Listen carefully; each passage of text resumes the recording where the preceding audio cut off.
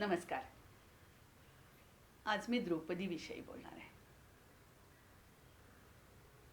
प्रातस्मरणीय अशा 5 स्त्रियांच्या मध्ये द्रौपदीचा समावेश आहे. द्रौपदी ही एका अर्थाने महाभारताची नायिका आहे असं आपण म्हणूया. आणि महाभारत हे आर्ष महाकाव्य आहे असं आपण म्हणतो. पाश्चात्यांची एपिकची जी संकल्पना आहे ती थोडी भारतीय आर्ष महाकाव्यांपेक्षा वेगळी आहे असं मला वाटतं. म्हणजे पाश्चात्यांच्या मते विद्वानांनी ज्या प्रकारची ही संकल्पना मांडली आहे एपिकची, त्यामध्ये ती अपरिवर्तनीय असतात आणि वर्तमानाशी किंवा वर्तमान मूल्यव्यवस्थेशी त्याचं नातं असत नाही त्यांचं. अशा प्रकारची संकल्पना एपिकची मांडलेली आहे. पण भारतीय महाकाव्य ही अशी नाहीत.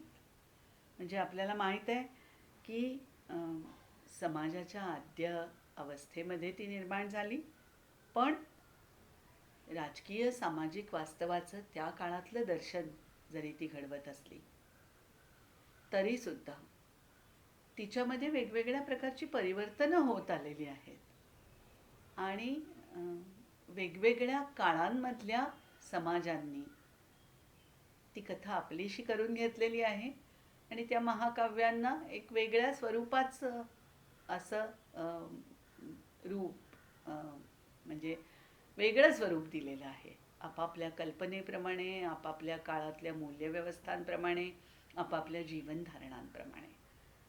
हे भारतीय आर्ष महाकाव्यांच्या बाबतीत शक्य झालेलं आहे. त्याचप्रमाणे महाभारताचा विचार आपण करायला हवा. दिव्य इतिहास असं आपण महाभारताला म्हणतो. विदग्ध महाकाव्य म्हणून ज्यांची गणना होते त्या महाकाव्यांना जो एक एक लेखक, एक एक कवी हा त्याच्याशी जोडला गेलेला आहे, त्यांना आपण हात नाही लावू शकत. म्हणजे आपण कालिदासाच्या शाकुंतलात नाही परिवर्तन करू शकत. आपण भवभूतीच्या उत्तरामचरितात नाही नव्या कथांची भर घालू शकत. पण आपण रामायण आणि महाभारत, आपण व्यासरचित असं म्हटलं, वाल्मिकींनी रचलेलं असं म्हटलं, तरी देखील या दोन्ही महाकाव्यांमध्ये वेगवेगळ्या काळात वेगवेगळ्या प्रकारची भर पडत गेलेली आहे असं आपल्याला दिसतं. त्यामुळे व्यासांची द्रौपदी असं म्हणत असताना खरं म्हणजे एका बाजूला निरनिराळ्या कालखंडात द्रौपदीकडे कसं पाहिलं गेलं आणि त्यामुळे महाभारताचा विचार त्या त्या कालखंडामध्ये कसा केला गेला आणि प्रादेशिक महाभारतं कशी निर्माण झाली याचाही विचार माझ्या डोळ्यासमोर आहे. आणि दुसऱ्या बाजूला लोकपरंपरेने या द्रौपदीचा स्वीकार कसा केला त्याचाही विचार माझ्यासमोर आहे. पण तरी मूळ महाभारतातल्या द्रौपदीलाच मध्यवर्ती ठेवून आता थोडंसं बोलणार आहे. म्हणजे असं की महाभारत हा मुळातच लोककथा संग्रह आहे असं त्याचं स्वरूप आपण म्हणतो. याचं कारण की आपल्या काळात आणि आपल्या काळाच्या पूर्वीही ज्या कथा निरनिराळ्या लोकमानसामध्ये रूढ होत्या त्या कथा आणि समकालीन आणि पूर्वकालीन धर्मसंकल्पना या सगळ्या महाभारतामध्ये प्रतिबिंबित झालेल्या आहेत. आणि भारतीय कथेच्या मुख्य प्रवाहाच्या अनुषंगाने जे अनेक कथोपत कथांची इतर छोटी छोटी छोटी अशी आख्यानं जोडली गेलेली आहेत, तर त्याच्यामधूनही व्यासांनी आता अनेकांनी त्याच्यात भर घातलेली असेल, सौती असतील, वैशंपायन असतील, तरी मी त्या एकाच व्यक्तीचं किंवा एकाच प्रज्ञेचं नाव व्यास आहे असं धरते आणि बोलते आहे की त्यांनी या प्रकारे जी भर घातलेली आहे त्याच्यामधूनही आपल्याला लक्षात येतं की निरनिराळ्या व्यक्तिरेखांना निरनिराळ्या प्रकारच्या अर्थगांभीर्याने त्यांनी स्पर्श केलेला आहे. त्यामुळे महाभारताचे नायक पांडव हे एका बाजूला प्रादेशिक परंपरांमध्ये देवरूप पावले, द्रौपदी देवी म्हणून गणली गेली, तरीसुद्धा पांडवांचं काय किंवा द्रौपदीचं काय, देवत्व हे फार मर्यादित राहिलं. इतर शैव किंवा वैष्णव देवतांची पूजा ज्या प्रकारे समाज करतो किंवा केली गेली तशी या पांडवांची किंवा द्रौपदीची पूजा लोकमानसामध्ये सर्वदूर आणि फार मोठा दैवते हे इतिहास ज्यांच्या मागे आहे अशा प्रकारच्या दैवतांच्या सारखी नाही झालेली, हेही आपण लक्षात घेतलं पाहिजे. द्रौपदीच्या स्वीकाराची प्रक्रिया थोडी निराळी आहे, पण त्याआधी मूळ महाभारतातली द्रौपदी कशी आहे याचा विचार आपण करायला हवा असं मला वाटतं. एकतर द्रौपदी ही संस्कृतामध्ये स्त्रियांचे जे वर्ग विशेष असे कल्पिलेले आहेत त्या सगळ्यांच्यापेक्षा वेगळी स्त्री आहे असं आपल्याला दिसतं. म्हणजे तिच्याविषयीचा विचार करताना आपल्याला असं दिसतं की ज्या प्रकारची वर्णनं संस्कृत महाकाव्यांमधून स्त्रियांची येतात त्या प्रकारची वर्णनं द्रौपदीच्या बाबतीत नाही आहेत. ती थोडी वेगळी आहेत. संस्कृत परंपरेत किंवा अभिजात काव्य परंपरेत म्हणू, भारतोत्तर काळात स्त्रियांचे जे वर्ग आपल्याला दिसतात, ज्या प्रकारची वर्णनं दिसतात त्यापेक्षा ती निराळी आहे. ती साधारण नायिका नाहीच आहे. जर तिला नायिकाच म्हणायचं झालं महाभारताची तर ती एक असाधारण नायिका आहे असं लक्षात येईल. तिचं व्यक्तिमत्व हे महाभारतकारांनी पूर्णपणाने अनावृत्त केलेलं नाही. आपल्या महाकाव्याची वेण करताना म्हणजे दर्शनी बाजूला व्यासांनी जे घटनाप्रसंग किंवा व्यक्तिविशेष असे दाखवलेले आहेत त्यांनीच केवळ महाभारताची संहिता पूर्ण होते असं व्यासांनीही मानलेलं नाही. आणि वाचक म्हणून आपल्यालाही ते लक्षात येतं की तसं मानून चालणार नाही. एक आंतरवीण आहे या कथेची सगळीकडे, आणि ती आंतरवीण महत्त्वाची असल्याचं सूचन त्यांनी वारंवार घडवलं. एक साधा सुरुवातीचाच भाग बघा की ज्याच्यामध्ये व्यासांना सुचलेली भारतकथा ही लिहून घेण्यासाठी गणपती कबूल झाला, तो लेखक झाला. पण त्यांनी अशी अट घातली की मी लेखक होईन, मी हे सगळं उतरवून घेईन, पण अट अशी की मध्ये थांबता कामा नये. आता एवढा प्रचंड कथेचा विस्तार मनात घेऊन व्यास बसलेले, तेव्हा त्यांनाही पुढचा काही विचार करण्यासाठी अवकाश हवा होता.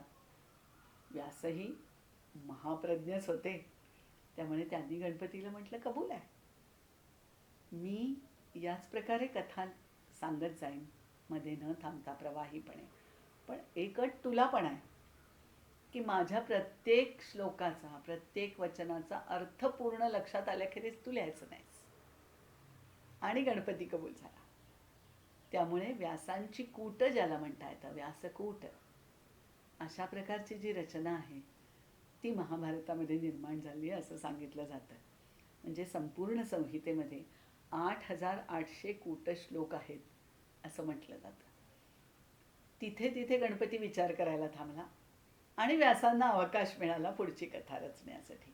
तेव्हा भारतीय कथेची गहनता ही या व्यासकूटांमध्ये आहेच, पण त्या नुसत्या व्यासकूटांपुरती ती मर्यादित आहे असंही नाही. म्हणजे ज्ञानेश्वरांच्या भाषेतच सांगायचं झालं तर बोली अरूपाचे रूप दाविनं, अशा अनुक्त प्रतिज्ञेने जणू व्यासांची संहिता त्यांनी सिद्ध केलेली आहे. तेव्हा ते अरूपाचं रूप हे विशेषतः द्रौपदीच्या बाबतीत त्यांनी कसं दाखवलं आहे याचा विचार थक्क करणार आहे. म्हणजे सबंध भारतीय कथेमधलं, म्हणजे महाभारत कथेमधलं शब्दांचं स्वरूप सुद्धा द्रौपदीच्या बाबतीत असं लक्षात येतं की ते विलक्षण जिवंत आणि चैतन्ययुक्त आहे.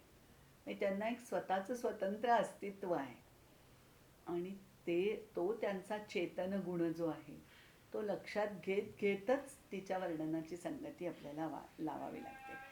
म्हणजे तिचं रूप वर्णन, तिची स्वभाव प्रकृती, तिच्या आयुष्यातले विशिष्ट घटना प्रसंग, हे सगळं पाहताना लक्षात येतं की ते केवळ पृष्ठस्तरीय राहत नाही, तर व्यासांची विशेषणं, त्यांनी वापरलेले ध्वन्यर्थ यांचे धागे एक आंतरवीण सिद्ध करतात.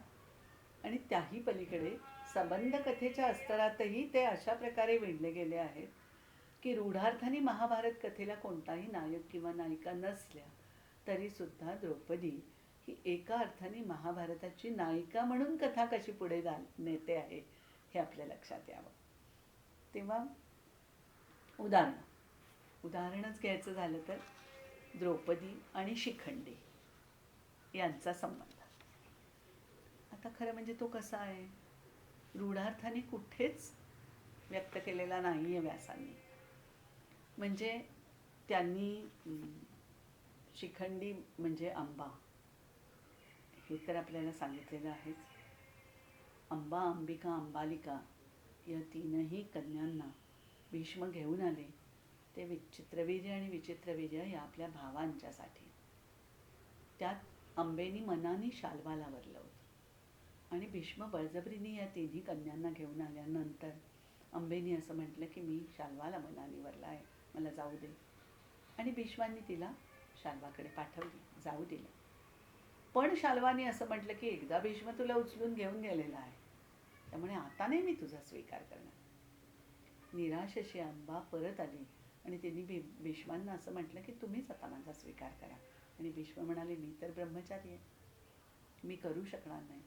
तेव्हा आपल्या सबंध आयुष्याचं ज्यांनी वाटोळ केलं, ज्यांनी आपल्या मनाविरुद्ध आपल्याला उचलून नेलं आणि आपल्या मनाजोगता विवाह आपल्याला करता आला नाही, या एका भावनेने अतिशय क्रुद्ध होऊन, अतिशय क्षुब्ध होऊन अंबेनी चितेत उडी घेतली. आधी तप केलं तिने, वर मिळवला शंकराकडून, आणि मग तिने चितेत उडी घेतली आणि शिखंडीच्या रूपाने ती जन्माला आली. आपण याच्यातला एक निसट्टा धागा महाभारतातला लक्षात घेत नाही की शिखंडी म्हणजे मुळातली शिखंडिनी म्हणूनच जन्मलेली मुलगी ही कुठे जन्मली, ती द्रुपदाची मुलगी म्हणून जन्मलेली आहे. हे एरवी आपल्या सहज लक्षात येत नाही. आणि मग ती ओघानेच द्रौपदीची बहीण आहे. ती द्रुपदाच्या घरी जन्मली आणि मग पुढे शिखंडिनीचा शिखंडी झाला. आणि या एका दोन्ही रूप स्त्री आणि पुरुष ज्यांच्यात सामावलेली आहेत असं म्हणून जो शिखंडी आला त्यांनी त्याच्याच आधाराने अर्जुनाने भीष्मना चपाडा रणांगणावर केला हे आपल्याला माहीत आहे. तेव्हा द्रौपदीच्या संहितेभोवती अशा प्रकारच्या अनेक गोष्टी व्यासांनी पेरून ठेवलेल्या आहेत. द्रौपदी ही जन्मली कशी, तिचा जन्मसुद्धा साधारण नाही. म्हणजे मी म्हटलं ना की ती असाधारण आहे. ते असाधारणत्व जे आहे ते तिच्या जन्मापासूनच सुरू होतं. ती जन्मली ती आपण होऊनच जन्मली, अनाहूत अशी, जिला बोलावलेलं नाही, अनाहूत अशी ती यज्ञातून आली, यज्ञवेदीतून आली द्रुपदाकडे. मूळ कथा अशी आहे द्रौपदीच्या जन्माची की जी पुढे व्यासांनी तिच्या लग्नाच्या वेळेला पांडवांना आणि द्रुपदालाही सांगितली. ती अशी आहे की एक मुनिकन्या तप करत होती, ती म्हणजे खरी लक्ष्मीच होती.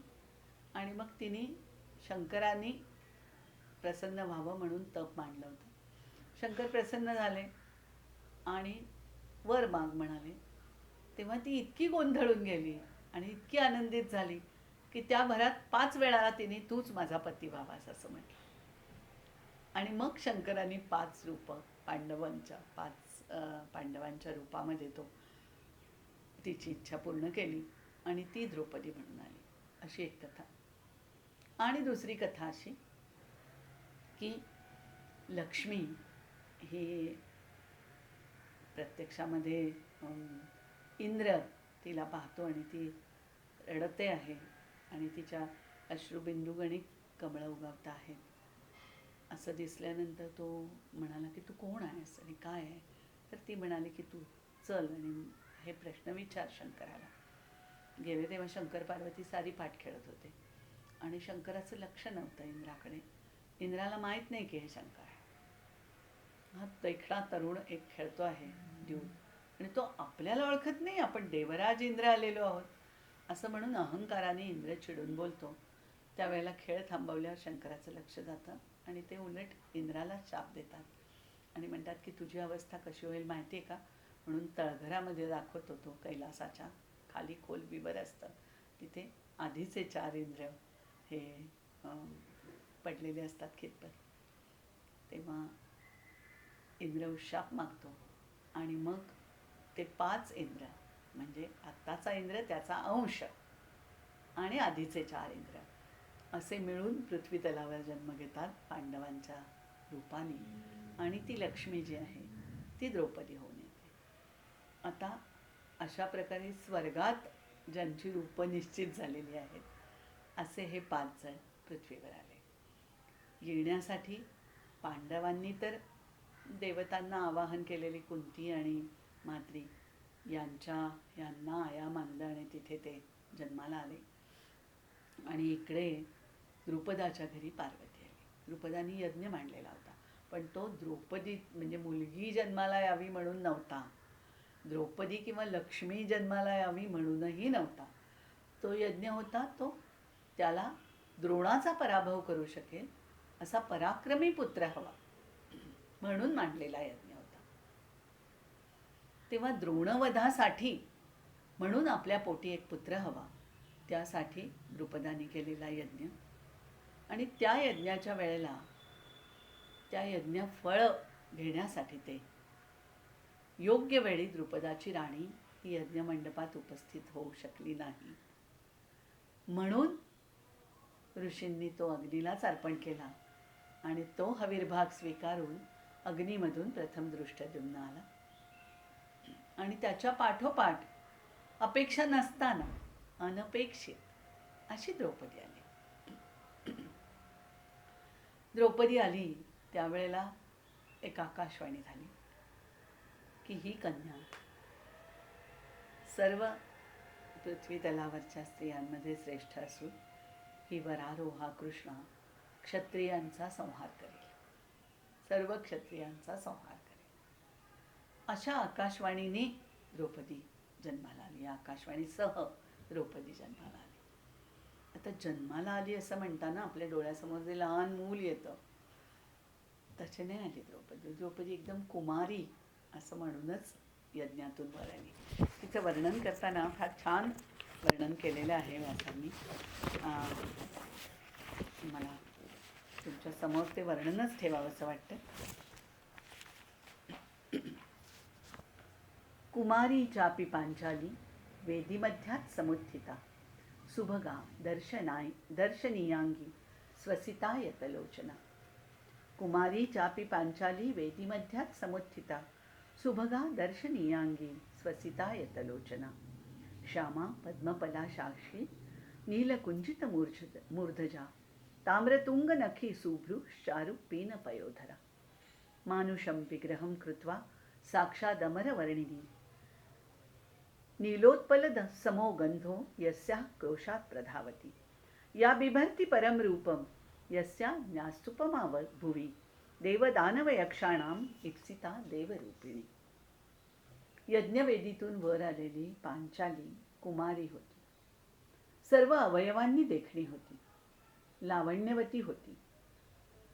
तिचे डोळे मोठे होते, पद्मपलाशाक्षी, कमळाच्या पाकळीसारखे. रंग सावळा होता, केस घनदाट काळे कुरळे होते. टपोरी तांबूस नख होती, सुरेख भुवया होत्या. सर्वांगी मृदुता आणि कोवळीत भरलेली, स्तन मोठे.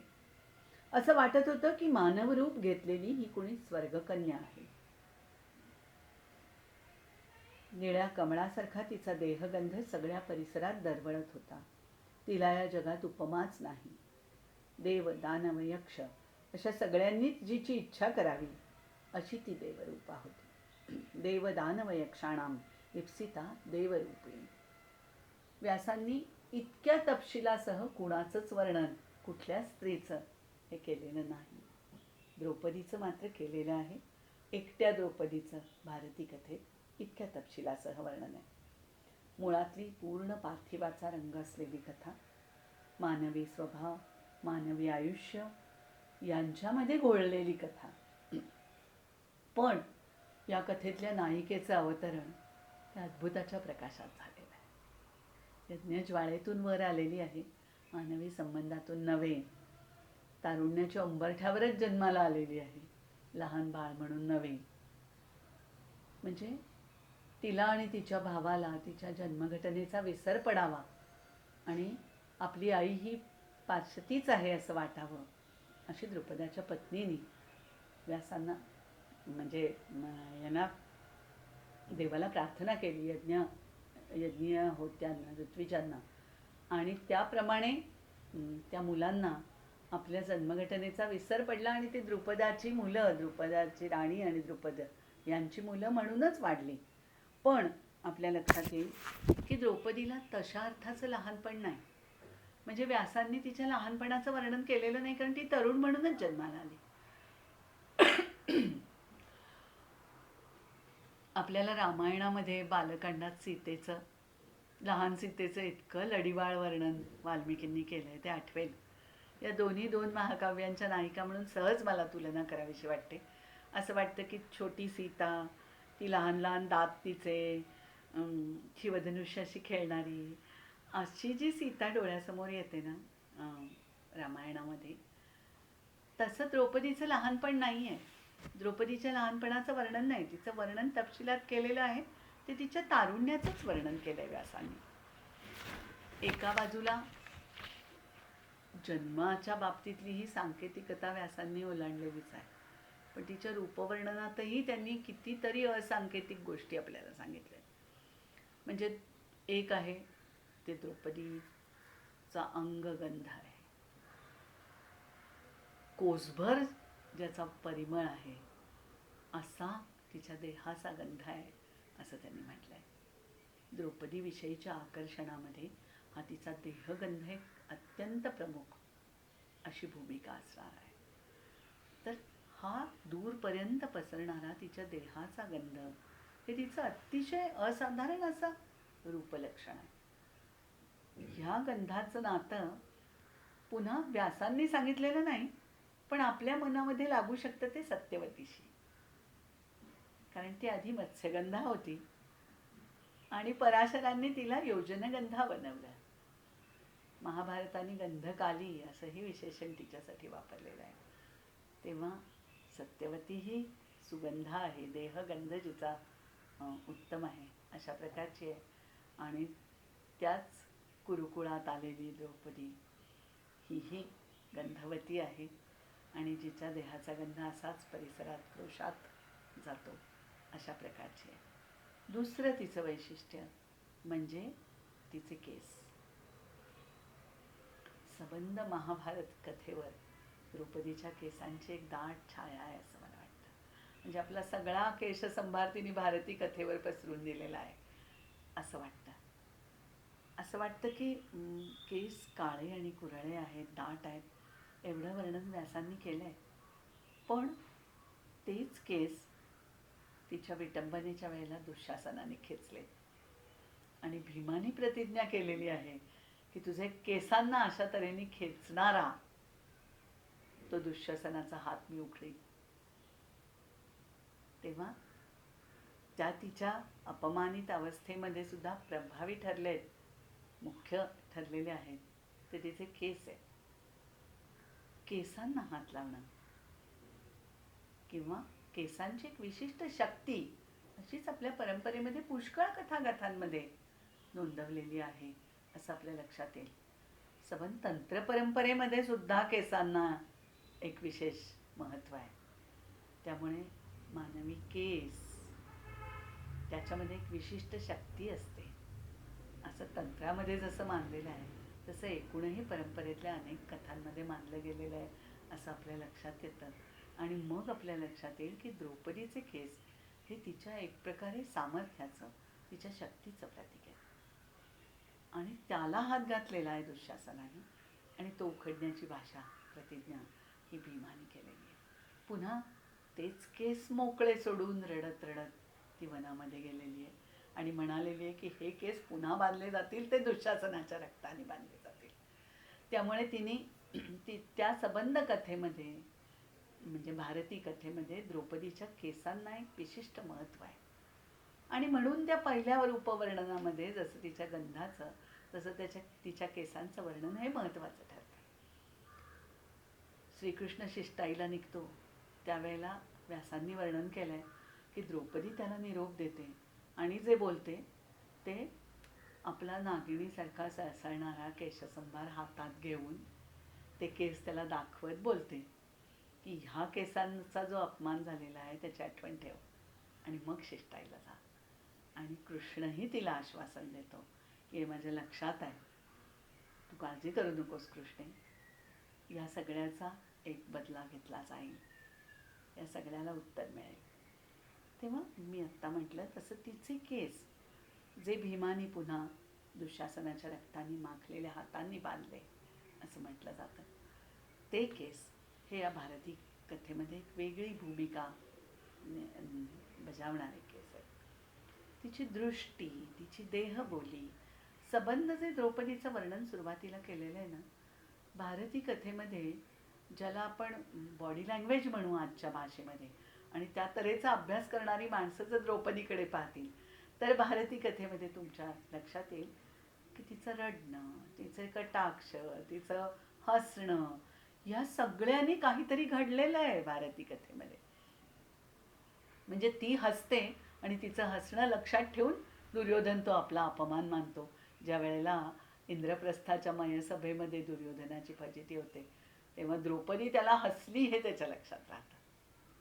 ती रडते तेव्हा व्यासांनी इतर कुणाचं वर्णन केलेलं नसेल, पण तिचे अश्रुबिंदू कसे तिच्या स्तनांवर पडत आहेत आणि ती रडते आहे, आणि त्या रडण्याचा परिणाम कसा कृष्णावर किंवा युधिष्ठिरावर होतो आहे हेही त्यांनी सांगितलेलं आहे. त्यामुळे तिचं हसणं आहे, तिचं रडणं आहे, तिचे कटाक्ष आहेत नुसते. म्हणजे एक प्रसंग असा आहे, साधासा आहे, आणि तो व्यासांना का वर्णन करावं असं वाटलं असेल, असं कुतूहल वाटलं की मग लक्षात येतं ह्या द्रौपदीच्या कटाक्षासाठी की ज्या वेळेला युद्ध संपलेलं आहे आणि आता अर्जुन अश्वमेधाच्या याला निघतो आहे, त्यावेळेला हा युधिष्ठिर म्हणतो की कृष्णा, हा अर्जुन इतका पराक्रमी, याला का रे इतके प्रवास करावे लागतात आणि का असा हा सारखा वणवण करतो. तर कृष्ण म्हणतो की त्याच्या पोटऱ्या लांब आहेत ना म्हणून. आणि त्याचं हे उत्तर न पटल्यामुळे किंचित रागावून द्रौपदी फक्त त्याच्याकडे एक प्रेमळ कटाक्ष टाकते. हा एक लहानसा प्रसंग आहे, पण मला असं वाटलं की द्रौपदीचा तो जो एक न बोलता आपले भाव व्यक्त करण्याचा कटाक्ष आहे, तोही जाता जाता व्यासांनी तुम्हाला एखाद्या चित्रासारखा तुमच्या समोर आणलेला आहे. तेव्हा मी आत्ता म्हटलं तसं की द्रौपदीची देहबोलीचा बंध हीही या भारती कथेमध्ये अतिशय प्रभावी अशी आहे. अशा रूपवर्णनाची द्रौपदी ही सतत पुरुषांना आवाहक अशा प्रकारची ठरलेली आहे. आपल्याला माहीत आहे की सौंदर्याला एक प्रकारचा शापच आहे स्त्रीच्या या संबंध जगामध्ये. आपण सतत पाहतो की ते जपावं लागतं आणि सर्वात जास्त उपद्रव हा त्या सौंदर्याला होत असतो. अशा प्रकारचाच आत्तापर्यंतचा इतिहास आपल्या डोळ्यासमोर आहे. तेव्हा द्रौपदीही त्याला अपवाद नाही आहे असं लक्षात येईल की सततच तिच्या त्या सुंदर रूपाकडे आकर्षित होणारे पुरुष आपल्याला दिसतात. म्हणजे तो कीचक असेल किंवा तो जयद्रथ असेल किंवा तो दुःशासनही असेल खरं म्हणजे. पण दरवेळेला आपल्याला हेही लक्षात येतं की ज्या वेळेला सौंदर्य आणि सामर्थ्य हे एकत्र येतं आणि त्याला एका शुचिर्भूततेची, मंगलाची अशी जोड असते, सत्वस्थतेची जोड असते, त्यावेळेला समोरचं जे गैरवर्तन असतं किंवा जो गैरहेतू असतो तो पराभूत होणंच अटाळ असतं. द्रौपदीच्या निमित्ताने हेही लक्षात येतं की केवळ वासनेने तिच्यावर लुब्ध झालेले किंवा तिच्याकडे येणारे आहेत ते संपलेले आहेत, ते नष्ट झालेले आहेत. आणि जे पांडव प्रथमपासून तिला आपली मानणारे, तिच्यावर प्रेम करणारे, तिची शक्ती ती आपली शक्ती आहे असं मानणारे आहेत, ते सगळे समृद्ध झालेले आहेत, भरभराटीला पोचलेले आहेत. आणि एक प्रकारे द्रौपदी ही त्यांची संरक्षक देवता अशा प्रकारची झालेली आहे. ही ह्याचा तपशीलसुद्धा मुद्दाम डोळ्यासमोर आणावासा वाटतो. एक तर म्हणजे आता उदाहरणार्थ कीचक, कीचकाच्याही आधी खरं म्हणजे जयद्रथ वनात असताना एकटी द्रौपदी आहे हे पाहून द्रौपदीकडे आकर्षित होतो.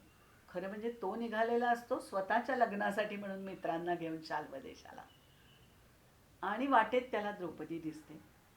तिला लांबून पाहूनच तो मोहात पडतो आणि आपल्या मित्राला पाठवतो की जा चौकशी करून ये, ही कोण आहे. मित्र जातो, विचारतो की तू कोण आहेस आणि अशी एकटी इथे का उभी आहेस, तू कोणाची आहेस, यक्षस्त्री आहेस, दानवांची आहेस का देवांची आहेस का कोण आहेस. ती स्वतःची ओळख देते आणि परत येतो तो कोटिकास्य त्याचा मित्र आणि सांगतो जयद्रथाला की द्रौपदी आहे ती. तर तो असं म्हणतो की अरे, इतक्या लांबून तिला पाहताना सुद्धा मी मला स्वतःला आवरू शकत नाही, तू परत कसा आलास तिच्याशी बोलून इतक्या जवळ जाऊन. जयद्रथाचा हेतू अगदी स्पष्ट आणि स्वच्छ आहे. आणि मग जयद्रथाचं जाणं, द्रौपदीला उचलून ती सांगत असताना सुद्धा रथात घालणं, मग धौम्य ऋषींनी पांडवांना परत आल्यानंतर त्याची माहिती देणं, त्यांनी जयद्रथाचा पराभव करणं, द्रौपदीच्याच विनंतीवरून आणि युधिष्ठिराच्या सांगण्यावरून त्याला मग 5 पाठ काढून सोडून देणं, त्याला शिक्षा आणि धडा मिळेल अशा प्रकारे हे सगळं आपल्याला माहीत आहे. पुढे विराटाच्या नगरीमध्ये सुदेष्णा म्हणून गेलेली, सुदेष्णा राणीकडे सैरंद्री म्हणून गेलेली अशी द्रौपदी. म्हणजे एका बाजूला दासी आहे, पण तिच्यातलं जे एक सत्वशील असं राणीपण आहे ते तिने कायम राखलेलं आहे. आणि स्वतःचं रक्षण स्वतः करणं हे तिने इतक्या सदैव सावधपणाने आणि जागृतपणाने केलेलं आहे की तिने भीमाला जागं केलेलं आहे. आणि दोघांनी मिळून या प्रसंगातून वाट काढून कीचकाची आजच्या भाषेत वाट लावलेली आहे. तेव्हा आपल्या लक्षात येतं की ज्या एका सकाम दृष्टीने तिच्याकडे पाहिलेलं आहे पुरुषांनी, त्यांना त्याचे धडे मिळालेले आहेत. दुःशासनाचे हात काटले गेलेले आहेत, छाटले गेलेले आहेत, त्याचा वध भीमाने केलेला अत्यंत क्रूरपणाने, आणि या दोघांचंही त्याच प्रकारचे वध झालेले. तेव्हा आपल्या लक्षात येईल की या प्रकारे द्रौपदीच्या आवाहकतेमागे तिचं जे एक सत्वशीलत्व आहे, तिचं जे एक पातिव्रत्य आहे, तिच्या प्रेमाची आणि निष्ठेची म्हणून जी एक शक्ती आहे, आणि खरंच एकूण या सगळ्याच्या पलीकडे जाणारी एक स्त्री शक्ती आहे तिच्यामध्ये, त्याचंच हे दर्शन आहे. सबंध महाभारतातल्या द्रौपदीकडे पाहताना आजच्या नव्या काळातल्या आधुनिक अभ्यासकांनी तिच्याकडे आजच्या स्त्रीवादी दृष्टिकोनातून तिला एक स्त्री शक्तीचं, बंडखोरीचं, विद्रोहाचं असं प्रतीक म्हटलेलं आहे. आणि ते खरंही आहे. म्हणजे असं की ज्या काळामध्ये भर सभेमध्ये स्त्रियांनी येणं आणि मान उचलून बोलणं, मान वर करून, मान ताठ ठेवून म्हणूया बोलणं, हे अवघड होतं, फारसं उचित नव्हतं.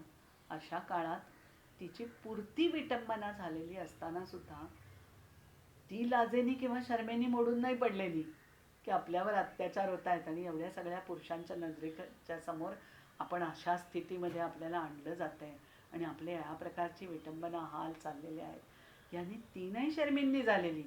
शरम वाटायला हवी आहे तुम्हाला, असं म्हणत ती सभेतल्या लोकांना प्रश्न विचारते, वृद्धांना प्रश्न विचारते की धर्म म्हणजे काय, सांगा तुम्ही, हे काय चाललं आहे, हा अधर्म नाही तर काय आहे, हे ती त्यांना विचारते आहे. ती लोकांच्या सत्सद विवेकबुद्धीला आवाहन करते आहे. आणि शेवटी धृतराष्ट्रांनी तिला वर दिलेले आहेत की वर माग तू.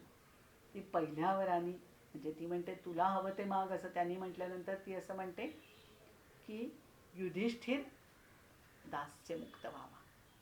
तो पहिला पांडव आहे, माझा थोरला, पांडवांमधला थोरला भाऊ, माझा सर्वात मोठ्या भावांपैकी आहे तो पती, तो मुक्त व्हावा. याचं कारण असं की पुढे पांडवांचा वंश चालवणारा ह्याचा मुलगा हा दासी पुत्र किंवा दासाचा मुलगा असा असू नये, दासपुत्र नाही राहणार तो स्वतंत्रपणाने पांडव असेल. त्यामुळे तुम्ही त्याला दास्य मुक्त करा. तो म्हणतो ठीक आहे, हे मी करीन, पण तू आणखी काहीतरी मागून घे. मग ती म्हणते की मग माझे सर्व पती शस्त्रास्त्रांसहित मुक्त व्हावेत.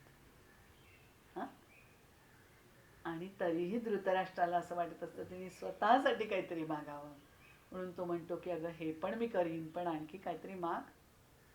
त्यावरती असं म्हणते की अतिलोभ बरा नव्हे. हे एक.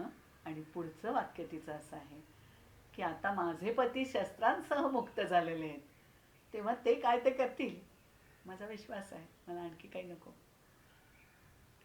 पांडवांना पुन्हा उभं करणं, त्यांच्यावरचा विश्वास दाखवत त्या एका प्रसंगी, ही इतकी मोठी गोष्ट होती की तिने स्वतःसाठी मागून घेतलं असतं की मला पण दासी म्हणून हे नको, किंवा मला दासी करणाऱ्या सगळ्यांना काहीतरी शिक्षा करा. तर हे शोभेचं होतं त्या प्रसंगाला. पण त्याच्यातून सर्वात उंच उठते द्रौपदी, जेव्हा ती म्हणते की माझ्या पतींच्या सामर्थ्यावर माझा विश्वास आहे, ते शस्त्रासहित मुक्त झालेत, आता आता मला गरज नाही दुसऱ्या कोणाची. हे जे आहे ना, हे तिचं बौद्धिक पांडित्य जे आहे ते वरवरचं नाही आहे. तेव्हा असं लक्षात येतं की नुसतीच रूपसुंदरी नव्हती. मी तिच्या रूपापाठोपाठ तिच्या बुद्धीचं सामर्थ्य सांगते आहे ते यासाठी की द्रौपदी ही एका बाजूला रूपगर्विता होतीच, पण ती पंडिताही होती, आणि ते पांडित्य हे वरवरचं नव्हतं. त्यामुळे तिची बुद्धिमत्ता आणि तिचं रूप हे पुन्हा एका असाधारण स्तरावरचंच आहे असं आपल्या लक्षात येतं. पांडवांशी विवाह झाल्यानंतरची ही द्रौपदी ही व्यासांनी अनुक्त ठेवली, आणि मला ते महत्त्वाचं वाटतं. कारण कुंती म्हणाली की 5 जणांमध्ये भिक्षा वाटून घ्या.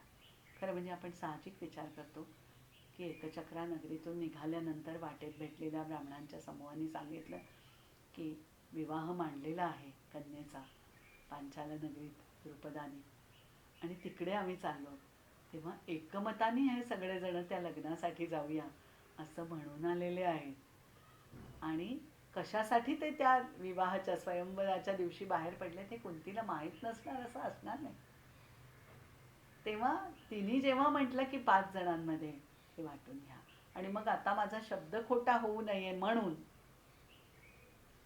असं म्हणून ती काय मार्ग काढावा असं विचारते युधिष्ठिराला, आणि 5ही पांडवांची दृष्टी तिच्यावरती खेळलेली आहे हे लक्षात आल्यानंतर तो निर्णय घेतला जातो की ही 5ही पांडवांची होईल. द्रौपदीच्या बाबतीत तिचा विवाह ही साधारण घटना नाही, एक अत्यंत असाधारण अशा प्रकारचं हे त्या काळामधलं एक कृत्य होतं, एक निर्णय होता की जो सहजासहजी घेतला जाणं शक्य नव्हतं. तिच्या वडिलांनाही ते शक्य झालं नाही. द्रुपदाला समजावण्यासाठी आणि युधिष्ठिराशी चर्चा करण्यासाठी प्रत्यक्ष व्यासांना तिथे यावं लागलेलं आहे. भारती कथेच्या निर्मात्याला तिथे प्रकट होऊन आपल्या कथेचं स्पष्टीकरण, त्याच्यातल्या या प्रसंगाचं स्पष्टीकरण द्यावं लागलेलं आहे. पण द्रौपदीने इतक्या सहज त्या घटनेचा स्वीकार केलेला आहे की काय तिच्या मनाची ताकद असेल की मला अर्जुनाने जिंकलेलं आहे कारण त्यांनी तिथे पण जिंकलेलं आहे, मी फक्त त्याचीच होईन असं नाही म्हणाली ती. तिने ते स्वीकारलं, नुसतं ते स्वीकारलं असं नव्हे, ती त्या कुंभाराच्या घरामध्ये पांडवांच्या बरोबर जमिनीवर निजलेली आहे. राजकन्या आहे, द्रुपदाची मुलगी आहे, आणि अशी द्रौपदी लग्नाच्या पहिल्या रात्री कुंभाराच्या घरामध्ये जमिनीवर निजते आणि अत्यंत शांतपणे तो निर्णय स्वीकारते. ही किती मोठी गोष्ट आहे. मी अगदी सुरुवातीलाच म्हटलं की व्यासांनी अनेक जागा या अनुक्त अशाच सोडून दिलेल्या आहेत. त्याच्यातली ही पण एक खूप महत्त्वाची जागा आहे असं मला वाटतं की जिथे द्रौपदी ही अशा प्रकारे आपल्या विवाहाचा स्वीकार करते. त्यानंतर विधिपूर्वक तिचे पांडवांशी लग्न झालेलं आहे. नारदांनी येऊन त्यांना सुंदोपसुंदांची कथा ऐकवून दिवसांची वाटणी करून द्यायला सांगितलेली आहे, आणि त्या प्रकारे ती पांडवांच्या बरोबर नांदलेली आहे. पण अतिशय महत्त्वाची गोष्ट अशी की तिने कधीही कुणामध्ये तरतम भाव केलेला नाही. 5ही पांडवांना द्रौपदी सारखीच प्रिय असल्याचं हे खूप मोठं व्रत आहे जे ते पूर्ण केलं आहे, आणि त्यामुळे हे सिद्ध झालेलं आहे, साध्य झालेलं आहे असं वाटतं. तेव्हा द्रौपदीचं याही बाबतीतलं सामर्थ्य, तिची आंतरिक शक्ती इथे सांगायला हवी. तिच्या पातिव्रत्याबद्दल आणि तिच्या गृहिणी धर्माबद्दल महाभारतकारांनी विशेष आस्था दाखवलेली. त्यामुळे वनामध्ये ज्या वेळेला द्रौपदी धर्मराजाचा संसार सांभाळत असते. मी संसार सांभाळणं असंच म्हणते आहे, याचं कारण तिथेही तो यज्ञयाग करत होता, तिथेही ऋषीमुनी पाहुणे येत होते, निरनिराळ्या माणसांचे आणि अतिथींचे आदर सत्कार चालत होते, आणि काही जवळ नसताना द्रौपदी ते सगळं सांभाळत होती. त्यांनी कधी तक्रारही केली नाही. आणि ज्या वेळेला कृष्ण सत्यभामेसह भेटीला आला तेव्हा सत्यभामेने आश्चर्याने तिला विचारलेलं आहे की या वनामध्ये तू यांचा 5ही जणांचा संसार कसा करतेस असा, आणि हे 5ही जण तुझ्या आज्ञेत राहतात, कुठल्याही प्रसंगी तुझ्या तोंडाकडे पाहतात, हे कसं काय, तू यांना कशी मुठीत ठेवू शकलीस? तेव्हा ती असं म्हणते की मी मुठीत नाही ठेवलेलं, मी तर यांच्यावर प्रेम केलंय. आणि मग तिने आपला संसार कसा मी सांभाळते असं म्हणून गृहिणी धर्माचं जे विवेचन केलंय ते महाभारतकारांनी आवर्जून सांगितलेलं आहे. म्हणजे द्रौपदीचे किती पैलू दिसतात सहजपणाने पहा. तर अशी ती एक श्रेष्ठ अशी गृहिणी पण होती, श्रेष्ठ पतिव्रताही होती, आणि अगदी सुरुवातीपासून मी म्हणते की ती श्रेष्ठ अशी स्त्री होती. सगळ्या भूमिकांना पुरून उरेल असं एक स्त्रीत्वाचं विलक्षण सामर्थ्य द्रौपदीमध्ये होतं. आणि ते सारखं उफाळून येताना दिसतं कथेत. इथे तिथे तिथे तिथे द्रौपदी जे जे बोललेली आहे त्या त्या वेळेला लक्षात येतं. वनामध्ये असताना युधिष्ठिराशी तिने वारंवार जे वादसंवाद केलेले आहेत त्याच्यातूनही लक्षात येईल की तिची म्हणून एक स्वतःची एक विचारशक्ती आहे, तिची म्हणून एक जीवनदृष्टी आहे, तिचा म्हणून एक धर्मविचार आहे, आणि तो ती सतत मांडते आहे. बोलणं आणि द्रौपदी ह्यांची संबंध भारती कथेमध्ये अशी उत्तम सांगण आहे की द्रौपदीच्या व्यक्तिमत्वामध्ये तिचा सुरुवातीच्या रूपवर्णनात व्यासांनी वर्णन न केलेला आवाज हीही तिची एक शक्ती आहे. आजच्या आधुनिक अभ्यासकांनी मार्जिनलाइज्ड माणसांचे आवाज हे महाभारतात कसे येतात याबद्दल विवेचन केलं आहे, आणि त्यामध्ये एखाद दुसऱ्या अभ्यासकांनी द्रौपदीचाही समावेश केला आहे. पण खरं सांगायचं तर द्रौपदीचा आवाज हा मेरेवरच्या माणसांचा आवाज राहिलेलाच नाही आहे महाभारत कथेत. तो मुख्यधारेमध्ये स्वतंत्रपणाने, ठामपणाने आणि अतिशय मोठा स्पष्ट ऐकू येणारा आवाज आहे संबंध भारती कथेत, आणि तो एखाद्या अनाहत नादासारखा शेवटपर्यंत चालू राहिलेला आहे. अगदी शेवटी ती पडते तेव्हा बोलत नाही, तिथपर्यंत तो आवाज चालू राहिलेला आहे तिचा. आणि त्या स्वराची नुसता आवाज म्हणूनही मोहिनी विलक्षण आहे. म्हणजे त्याचं वर्णन केलेलं आहे की गांधाराची सुंदर मूर्छना लागावी वीणेच्या आलापात असा तिचा आवाज आहे. तेव्हा ऐकणाऱ्याला मोहित करणारा आवाज असा तिच्याजवळ आहे, आणि त्या आवाजात ती बोलते आहे तेव्हा नुसतं मोहित करणं हे तिचं उद्दिष्ट नाहीच आहे. हेही आपल्या लक्षात ठेवलं पाहिजे आपण की आपला आवाज कशासाठी वापरायचा हेही तिला स्पष्ट आहे. आणि अशी द्रौपदी तुमच्यासमोर येते त्यावेळेला लक्षात येतं की ती ह्या सगळ्या भारतीय घटनाप्रवाहाला, भारतीय कथेच्या घटनाप्रवाहाला वेग देणारी, गती देणारी अशी एक नायिका आहे. नायिका म्हणजे नेणारी असं आपण म्हणतो, पण नुसती नेणारी म्हणजे फरफटत नेणारी नाही आहे कथेला. ती त्या कथेचा ओघ जो आहे ना तो तिच्या पावलांच्या मागून अनेकदा गेलेला आहे, आणि इतक्या सहजपणाने गेलाय की तुम्हाला कळूही नाही की अरे द्रौपदीच्या पावलामागे गेली बरं काही कथा, असं जाणवूही नाही. अशा प्रकारे व्यासांनी त्या कथेची रचना किंवा मांडणी केली आहे असं आपल्याला दिसतं. कुठेतरी एखाद्या वेळेला काही जणांनी अतिशय काय ज्याला म्हणू की असभ्यपणाने किंवा अनुचित रीतीने द्रौपदीला पण कृत्या ठरवलेलं आहे. म्हणजे रेणुका ही कृत्या होती, मग नंतरच्या युगामध्ये सीता ही कृत्या होती, तशी द्रौपदी ही कृत्या, आणि तिने महाभारत घडवलं आणि तिने युद्ध घडवलं. द्रौपदी ही युद्धाचं कारण एकमेव कारण नक्कीच नव्हतं. मुळामध्ये भाऊबंधांचं वैर आणि भूमीसाठी चाललेला, राज्यासाठी चाललेला संघर्ष, सत्तेसाठी चाललेला संघर्ष, हेच खरं भारतीय कथेचं स्वरूप आहे. आपल्याला हे माहीत आहे की त्या 5 मुलांना घेऊन जेव्हा कुंती हिमालयातून कौरव पांडवांकडे, म्हणजे पांडवांकडे नव्हे, हस्तिनापुरात परत आली. भीष्मांनी तिचा स्वीकार केला आणि वनातून तिथे येऊन राजवाड्यात राहायला लागली ही मुलं आपल्या आईबरोबर, पांडव. तेव्हाच ठिणगी पडलेली आहे कौरव आणि पांडवांमध्ये. आणि तिथपासून हकीकतीच महाभारतामध्ये आहेत की कौरव कसे द्वेष करायचे पांडवांचा, आणि भीमाच्या खोड्या या कशा द्वेषामध्ये त्यांच्या मनातल्या परिवर्तित व्हायच्या कौरवांच्या मनामध्ये. हे सगळं वर्णन करत असतानाच आपल्या लक्षात येतं की ठिणगी फार पूर्वी पडलेली आहे. कधीतरी त्याचं पर्यवसान होणारच होतं निर्णायक अशा युद्धात. तसं पुढे झालेलं आहे. वारणावताचा प्रसंग हा काही द्रौपदीमुळे आलेला प्रसंग नाही आहे. लाक्षागृहामध्ये पांडवांना जाळण्याची योजना याचा द्रौपदीशी संबंध नाही आहे, पण तसं झालेलं आहे. आणि हे सगळं पाहता लक्षात येतं की अटळपणाने ही कथा शेवटच्या संघर्षाकडे जाते.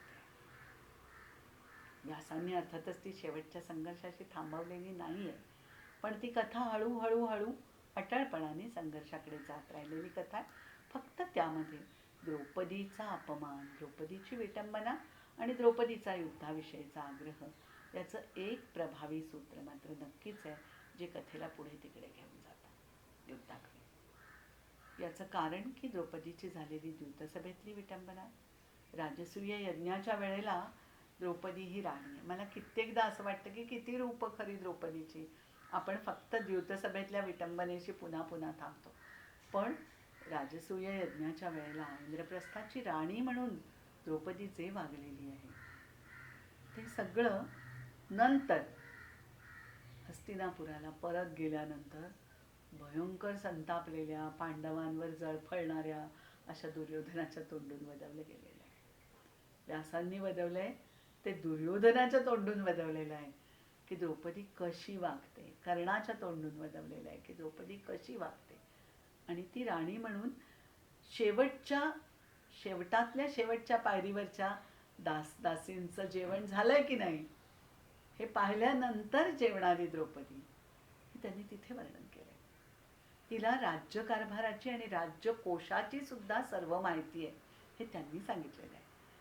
तेव्हा द्रौपदीची राणी म्हणून ज्या प्रकारची एक शक्ती आहे, ज्या प्रकारची क्षमता आहे, तीही इंद्रप्रस्थाच्या त्यांच्या राज्याच्या काळामध्ये, राजवटीच्या काळामध्ये सिद्ध झालेली आहे. म्हणजे द्रौपदीची गृहिणी म्हणून वर्णन आहे, द्रौपदीचं राणी म्हणून वर्णन आहे. आणि हे सगळं पाहताना असं लक्षात येतं की तिची एक जी काय ज्याला म्हणतात, तिचं सौंदर्य आणि त्याच्यावर होणारे पुन्हा पुन्हा हल्ले आणि तिने धरलेला युद्धाचा आग्रह याच्या पलीकडची खूप उरते द्रौपदी, जी भारतीय कथेने आपल्यासमोर आणलेली आहे. फक्त आपण तिच्याकडे तसं लक्ष दिलेलं नाही. म्हणून असं वाटतं की ही जी द्रौपदी आहे ही स्त्रीत्वाची अनेक अंग तुमच्या समोर आणत जाते आणि त्या सगळ्यामध्ये आपल्या कुटुंबाची धारणा, आपल्या प्रजेची धारणा ही करू शकते स्त्री एक कशा प्रकारे हे दाखवून दिलेलं आहे द्रौपदीने. शेवटी म्हणजे ज्या वेळेला युद्ध होणार त्यावेळेला तर ती, मी म्हटलं तसं मगाशी, की कृष्णाच्या समोर आपले केस धरून म्हणते की याची आठवण ठेव. तिच्या व्यक्तिमत्वामध्ये बाकी सगळ्या अनेक तिच्या गुणांच्या बरोबर एक संताप आणि क्रोध धुमसतो आहे. महाभारतकारांनी तो खूपसा सौम्य करण्याचा आणि नियंत्रणात ठेवण्याचा प्रयत्न केलेला आहे आणि तो युधिष्ठिराकरवी केलेला आहे असं आपल्या लक्षात येतं. सतत युधिष्ठिर तिला शांत करतो आहे, शांतीची भाषा बोलतो आहे आणि सतत तिचा राग उफाळून वर येतो आहे. तेव्हा अशी क्रोधाने पेटलेली द्रौपदी ती यज्ञातून वर आलेली आहे आणि आगीशी तिचा जन्मजात संबंध आहे. त्यामुळे तिच्यामधून सतत त्या उफाळतात ज्वाळा आणि ती त्या प्रकारे क्रोधाने पेटून उठते आणि सुडाची भाषा बोलते. तिला क्षमा करता येते आणि फार मोठ्या प्रसंगी तिने क्षमा केलेली आहे. तो प्रसंग म्हणजे तिच्या 5ही मुलांना कापल्यानंतर अश्वत्थाम्याला तिने सोडून दिले. त्याच्या मस्तकावरचा मणी काढून त्याला सोडून दिले. आधी ती क्रोधाच्या भरात आणि दुःखावेगाने म्हणते की त्याला सोडू नका, त्याचा वध करा, जा. आणि त्याला पकडून घेऊन आल्यानंतर म्हणते की द्या सोडून, तो मणी काढून घ्या आणि त्याला द्या सोडून. तेव्हा लक्षात येतं की ते जे क्षमेचं सामर्थ्य आहे ना, तेही आहे तिच्यामध्ये, नाही असं नाही आहे. आणि हे किती मोठ्या, किती महत्त्वाच्या प्रसंगी ते दाखवलेले आहे. 5 मुलांची आई, 5ही मुलं मारली गेलेली. पांडवांच्या पैकी प्रत्येकाचा एक एकच मुलगा मारला गेला. द्रौपदीची 5 मुलं गेली, काहीही उरलं नाही मागे. तेव्हा त्या रणांगणावर 5ही मुलं मारली गेलेली द्रौपदी आणि तिचा जो एक प्रचंड आक्रोश आणि दुःख असेल ते तिचं शेवटचं. नंतर द्रौपदी कधीही संतापाने बोलताना, कधीही उमाळ्याने बोलताना, किंबहुना ती जी सगळी शक्ती होती, ते जे सगळं उफाळतं सामर्थ्य होतं, ते जणू त्या एका युद्धाच्या भयंकर अशा अनुभवानंतर शांतच झालं. आणि हे अत्यंत स्वाभाविक अशा प्रकारची ही प्रतिक्रिया दिसते. मानवी जीवनातलं हे अतिशय साधं आणि नैसर्गिक अशाच प्रकारचं सत्य आहे की खूप सोसून झाल्यानंतर ज्या प्रकारची एक विरक्ती, एक उदासता अशी व्यक्तिमत्वात जागी होते ना, तसं द्रौपदीचं झालं असावं असं वाटतं. की सगळं संपल्याचा एक अनुभव असतो. तिने तोपर्यंत जे केलं त्या सगळ्याच्या पाठीमागे, म्हणजे मुलं तिच्याबरोबर होती आणि तिची आई म्हणून भूमिका ही महाभारतकारांनी काही विस्ताराने रंगवलेली नाही. ती मुलं तर ती वनवासात जाताना माहेरीच ठेवलेली मुलं आहेत. त्यामुळे आई म्हणून तिला जीवनाने अवकाशच दिला नाही मुलांबरोबर राहायला, मुलांची वाढ पाहायला, त्यांच्यात वात्सल्याने गुरफटायला. एक प्रकारे कसं वाटतं की कुंतीही कायम मुलांसाठी जगली आणि द्रौपदीच्या वाट्याला मात्र ते सुख कणभरही आलं नाही. तिला नाही तिच्या मुलांबरोबर जगायला मिळालं, मुलांसाठी जगायला मिळालं. तिच्या नवऱ्यांसाठीच ती जगायला प्रवृत्त झाली आणि त्यांनाच निरनिराळ्या प्रकारे निरनिराळ्या प्रसंगातून वर काढत त्यांचं तेज कायम राहावं, जागं राहावं यासाठी स्वतःची शक्ती खर्च करत तिने आयुष्य काढलं.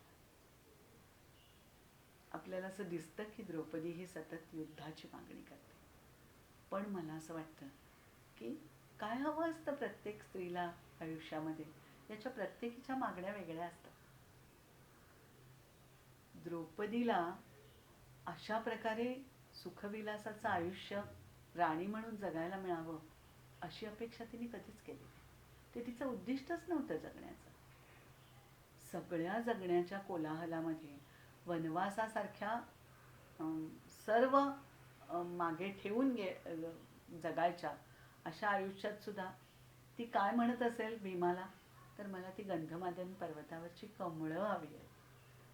ही जी एक सूक्ष्म अशी सौंदर्य दृष्टी आहे ना, ती पण मला महत्त्वाची वाटते की या सगळ्या विपरीतामध्ये तिला हवी आहेत ती गंधमादन पर्वतावरची कमळं, बाकी काही नाही.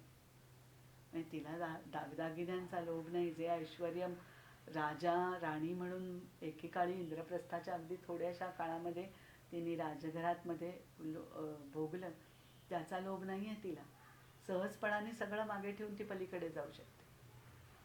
पण ही जी एक आतली कोवळी उर्मी आहे तीही द्रौपदीने कायम शाबूत राखलेली आहे असं आपल्याला दिसतं. फक्त युद्धानंतर मात्र त्या सगळ्याची राख सगळ्यावरती पसरली, सगळ्या भवतालावरच पसरलेली.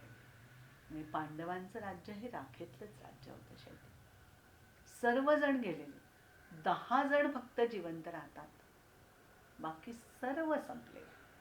आणि उत्तरेच्या गर्भातून जगलेलं बाळ, कृष्णाने जगवलेलं बाळ म्हणूया, तो एकमेव अंश परीक्षित, तेवढाच आशेचा किरण, बाकी सगळंच संपलंय.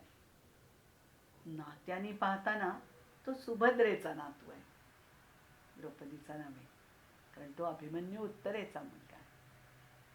पण तरीसुद्धा जसं कुंतीने माद्रीची मुलं ही आपलीच मानली, तसं द्रौपदीने हेही आपलंच मानलं असणार, यात शंका नाही.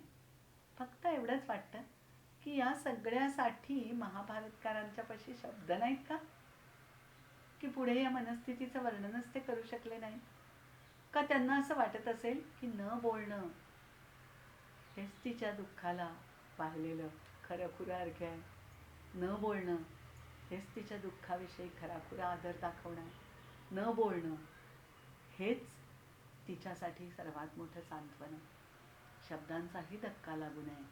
अशी काही दुःख असतात, अशी काही मर्म असतात माणसांची. कदाचित द्रौपदीचं हे नंतरचं सगळं मुकेपण हे मला असं वाटतं व्यासांनी या एका पातळीवर नेऊन ठेवलेलं आहे की त्याविषयी बोलूच नाही. सबंध महाभारतामध्ये तिला व्यासांनी सुरुवातीला जरी लक्ष्मी म्हटलेलं असलं, देवता म्हटलेलं असलं, तरी ती जगलेली आहे ती पूर्ण पार्थिव पातळीवर जगलेली, बाई म्हणूनच जगलेली आहे. तिने तडफडाट केला आहे, ती भांडली आहे, तिने वाद घातलेत, तिने प्रेम केलं आहे, तिने माणसांना टोमणे मारलेले आहेत, उपहास केलेला आहे, ती हसलेली आहे. म्हणजे अर्जुनाने दुसरं लग्न केलं आणि सुभद्रेला घेऊन तो आला. त्यावेळेला अर्जुन तिला भेटायला आला, द्रौपदीला, आणि एक लहानसंच वाक्य ती म्हणाली की कशाला इकडे आलास, त्या सात्वतांच्या कन्येकडे जा ना. एकाच वाक्यामध्ये तिला काय वाटलं हे महाभारतकारांनी सांगून दिलं. मग पुढे तिला गोपीच्या वेशामध्ये पाठवलेलं आहे सुभद्रेला पांडवांनी द्रौपदीकडे, आणि द्रौपदीने तिला सहज जवळ घेतलेलं आहे. तेव्हा आपल्या लक्षात येईल की काय प्रकारची व्यक्ती होती, काय प्रकारची बाई होती, काय प्रकारची स्त्री होती.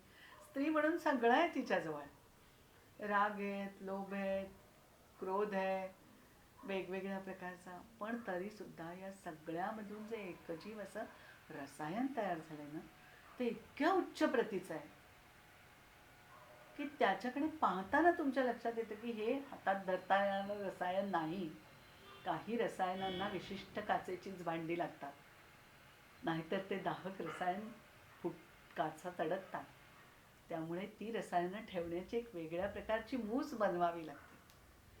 तशी द्रौपदी या रसायनासाठी व्यासांनी एक वेगळ्या प्रकारची मूस बनवलेली आहे असं आपल्या लक्षात येतं. आणि म्हणून ती मूस असाधारण आहे असं मी म्हणते. साधारण भांड्यामध्ये ठेवण्याचं रसायन नाही आहे ते, हे लक्षात आल्यानंतर व्यासांनी तिच्यासाठी जन्मापासून अखेरपर्यंतची एक वेगळी मूस बनवली. महाप्रस्थानाच्या वाटेवरचा पांडव आणि तिथे द्रौपदीचं सर्वात प्रथम पडणं, हेही मला खूप महत्त्वाचं वाटतं. याचं कारण असं आहे, एक प्रकारे प्रतिकात्मकच म्हणायला पाहिजे की नाही. तिचं लग्न झालं आणि 5 पांडव आणि ती यांची अभेद्य अशा प्रकारची शक्ती तयार झाली. सगळं आयुष्य 5ही जणांनी 6वी द्रौपदी त्यांना घट्ट बांधणारी शक्ती असं म्हणून व्यतीत केलं. आणि महाप्रस्थानाच्या वाटेवर आता कोणी कोणाचं सोबती नाही. पहिली गळली पाहिजे ती त्यांना सगळ्यांना एकत्र बांधून ठेवणारी शक्ती द्रौपदी. ती पडली आणि मग एक एक पांडव पडतच गेला. असं नाही झालं की ते 5ही पांडव एकत्र. द्रौपदी पडली म्हटल्यावर संपलं एकत्र असणं.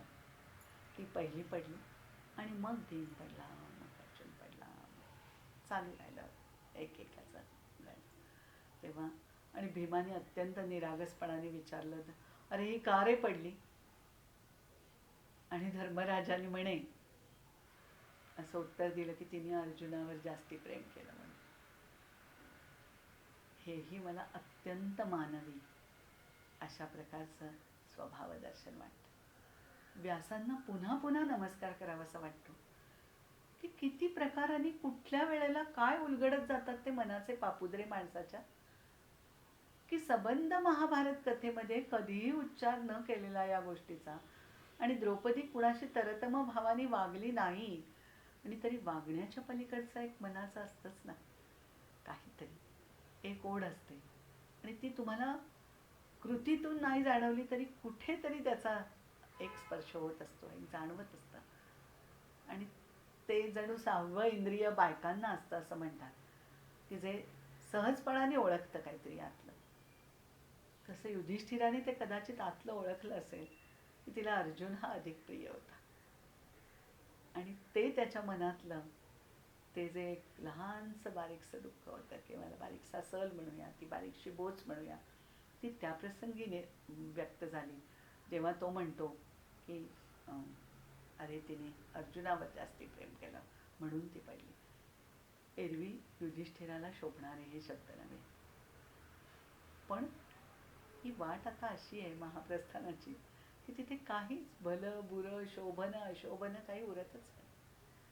तेव्हा ते जे एक लहानसं राहिलेलं आहे त्याची कबुली देऊन टाकली युधिष्ठिराने, की असं वाटलं बाबा मला हे व्यास आणि ही द्रौपदी, की जिने शेवटपर्यंत सगळं निभावलं आणि मनामध्ये मात्र आपली जी मूळ ओढ आहे ती कायम जपली. हेही मोठंच आहे की ती जी अंतराच्या अंतरातली ओढ आहे, मातीखालच्या मातीतलं बीज म्हणतो आपण, तशी जी राहिलेली आहे मनातळाशी, ती अर्जुनाविषयीची. आणि अर्जुनाविषयीची का, तर कृष्ण आणि अर्जुन एकरूपच होते, नर आणि नारायण एकरूपच होते. तेव्हा ती जी ओढ आहे ती मग कृष्णेची कृष्णाविषयीची ओढ म्हणायची का कृष्णेची अर्जुनाविषयीची ओढ म्हणजे काय. मला असं वाटतं की हे पुन्हा व्यासांनी आपल्यावरच सोडून दिलेलं आहे की तुम्ही विचार करा. द्रौपदी तर पडलेली, त्यामुळे ती तिथे हिमालयाच्या कुशीत सर्वात आधी पडलेली द्रौपदी, हे शेवटचं चित्र जे द्रौपदीचं आहे ते मला तसंच दिसतं. जेव्हा लोकपरंपरेमध्ये आज एखाद्या देवळामध्ये पांडव बसलेले आहेत आणि त्यांच्या पाठीमागे आडवी पडली आहे द्रौपदी, अशी तिची मूर्ती असते, तेव्हा मला पुन्हा ती शेवटची द्रौपदी आठवते. आणि मला असं वाटतं की परंपरेमध्ये या प्रकारची द्रौपदी ही नाही कुठे कोणी उचलू शकलं. तशी ती उचलणं अवघड आहे. याचं कारण मी पुन्हा तोच शब्द वापरते आणि थांबणार आहे की ती असाधारण आहे, अलौकिक आहे. त्यामुळे तुम्ही आम्ही लौकिक जगात जगलेली माणसं, जगणारी माणसं, तुम्ही आम्ही साधारण कुवतीची क्षमतेची माणसं ही पुन्हा त्या असाधारणत्वाला, त्या अलौकिकाला स्पर्श नाही करू शकत. आणि म्हणून ती द्रौपदी तशीच आहे, त्याच बर्फात, त्याच हिमात. त्यामुळे कधीही तिचा देह नष्ट नाही होणार असं वाटतं, ती तशीच राहील. आज ज्याला नव्या आधुनिक चित्रपटाच्या भाषेत ते दृश्य फ्रीज झालंय असं आपण म्हणू, तशीच ती तिथे फ्रीज झालेली द्रौपदी. हीच मला कित्येक वेळेला असं वाटतं की ही व्यासांनी शेवट दाखवणं हे पण व्यासांमधल्या कलावंताची कमाल आहे. आणि त्या एका अपूर्व अशा प्रज्ञेला पुन्हा एकदा आठवत, नमस्कार करत थांबते.